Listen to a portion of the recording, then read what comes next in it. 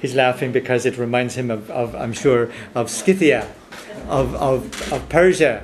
So you didn't need... Today, most villages in Northern Iran, they have donkeys. Have donkeys. Yeah, right now. Absolutely. Well, you see... Absolutely. And you see... Donkey power. So, because those little Gary Biog, those little gardens in the west of Ireland, even with the plough, it was only a horse wasn't much good because, even a plough, you could only go, it'd be hard, within confined in an area. So it wasn't until they started to increase the size of the... So everything was predicated around the horse or the donkey. And it's fascinating to see, if you know what you're looking at and you go back to Ireland and you get out the car and you go off up among the fields or wherever, and you see the traces of the old houses and you see them, you'll notice that there was no road going up there, but there was a track.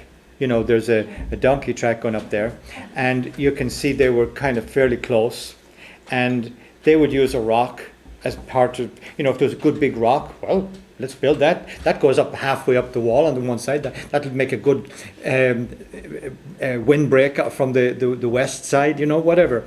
So they would build those into the wall. So what they did was they broke stones. Really, they just went out and they picked out the stones. Everything was built by stone. The concrete brick didn't come in until very, very modern times. And only in the cities did they use the traditional red brick. And in fact, we didn't even make red bricks in Ireland.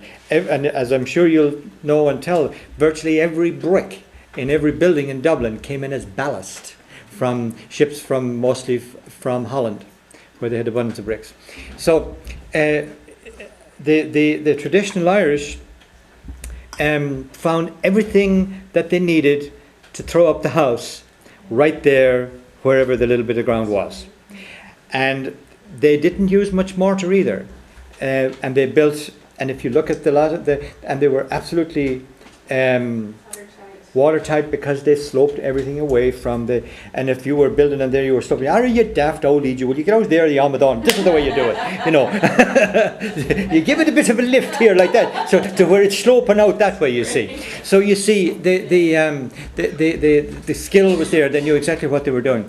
Now, so they brought it up, and then all the roof and everything that went up from there was rough-hewn wood. There was none of it was brought down from sawmills or any of that stuff. Only the priest and the doctor and the politician and the poutine maker would be able to that would afford. Like today, the drug dealer, same thing. Oh yeah, well he'd just be making the poutine out there in the lake. But so what they did was they got the beams, and they were not very big, and the fireplace, and the very standard building, and they built them literally all with stone, and great craft, flagstone on the floor, so that you can see why it's called a clach and everything. Now, they roofed it with rough-hewn, and then they got lots and lots of branches, like green branches, like what you'd, and covered it, put lots and lots of it. And then they went and they got scraws, what they call scraws, what you'd call here turf. You know how you would, if you were going to do the new lawn, you'd buy rolled up turf.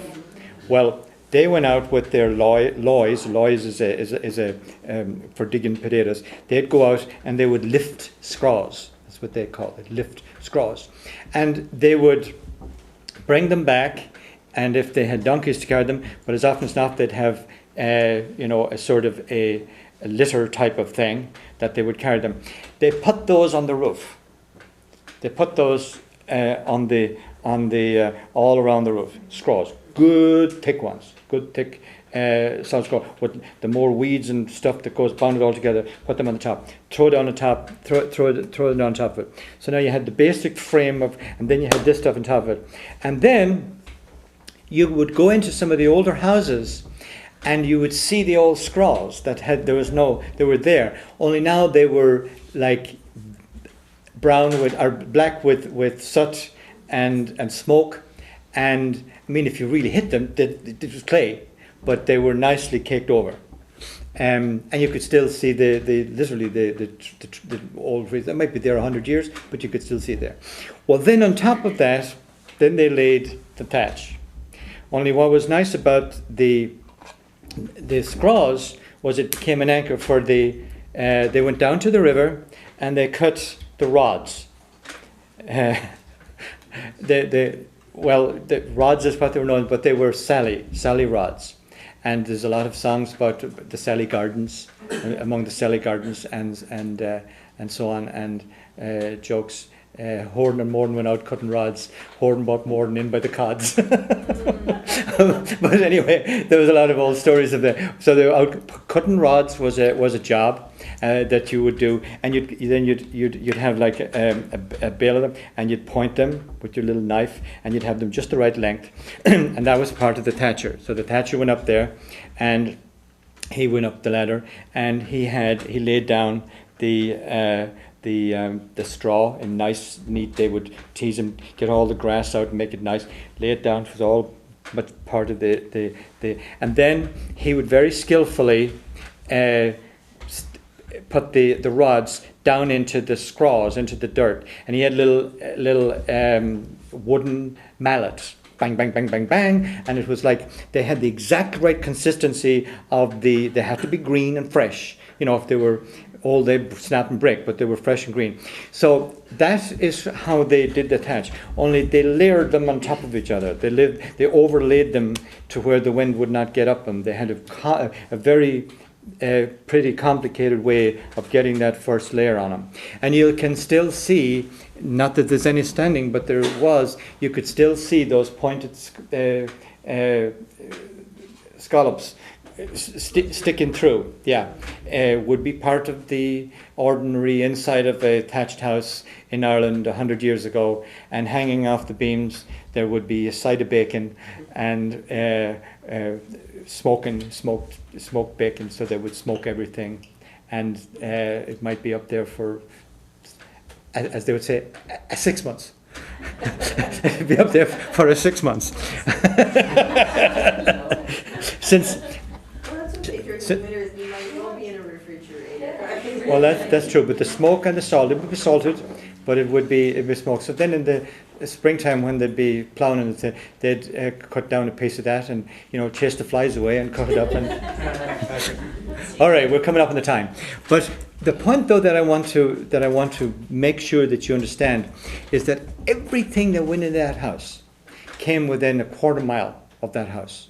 Every single thing that went into that house, including probably the doors, and except for the glass perhaps, but the doors and windows, and even the ones that didn't have glass, they would have a wooden shutter, or some kind of a something.